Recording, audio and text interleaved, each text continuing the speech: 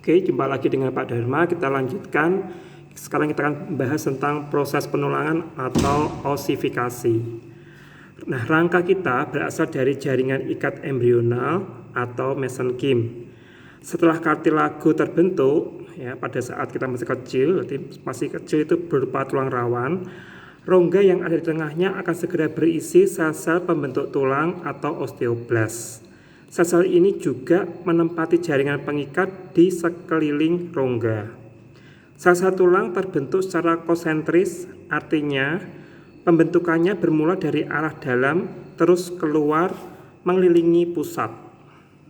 Nah, ini kalau dilihat seperti ini masih tulang rawan semua, ini tulang kita pada saat bayi, kemudian mulai bertumbuhnya ada rongganya, ya.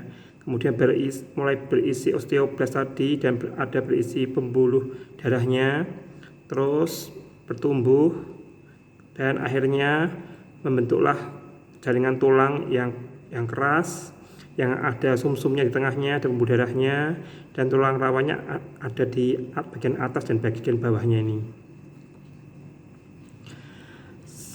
Setiap satuan sel-sel tulang akan melingkari suatu pembuluh darah dan selaput saraf, membentuk satu sistem yang disebut sistem Harvest. Di antara sel-sel tulang terdapat zat sela atau matrik yang tersusun atas senyawa protein. Pembuluh darah dari sistem Harvest ini bercabang-cabang menuju ke matriks, mengangkut zat fosfor dan pengeras tulang. Ini dinamakan osifikasi atau penulangan. Bila matriks tulang berongga, maka akan membentuk tulang spons. Bila matriksnya padat atau rapat, maka akan terbentuk tulang keras. Rangka manusia mulai terbentuk lengkap pada akhir bulan kedua atau awal bulan ketiga dari kehamilan. Semua rangka tersebut masih dalam bentuk kartilago atau tulang rawan. Nah, faktor-faktor pertumbuhan tulang.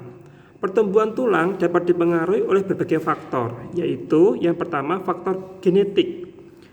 Tinggi badan kalian secara umum akan mengikuti tinggi badan orang tua kalian. Kemudian juga yang kedua faktor nutrisi. Suplai bahan makanan yang mengandung kalsium, fosfat, protein, vitamin A dan vitamin D penting untuk pertumbuhan tulang dan menjaga kesehatan tulang. Yang ketiga, faktor sistem saraf. Gangguan sistem saraf yang disebabkan oleh penyakit akan menghambat pertumbuhan tulang, misalnya poliomyelitis. Yang keempat, faktor endokrin. Beberapa jenis hormon berperan dalam pertumbuhan dan organisasi tulang, antara lain sebagai berikut. Yang A, hormon tiroksin, berfungsi mengendalikan pertumbuhan tulang, peremajaan tulang, dan pematangan tulang. B, hormon paratiroid atau PTH yang bekerja saling berlawanan dalam pemeliharaan kadar kalsium dalam darah, yaitu merangsang osteoklas, kemudian resorpsi tulang atau penghancuran tulang, dan melepas kalsium dari tulang dalam darah. Yang berikutnya merangsang absorpsi atau penyerapan kalsium dan fosfat dari usus.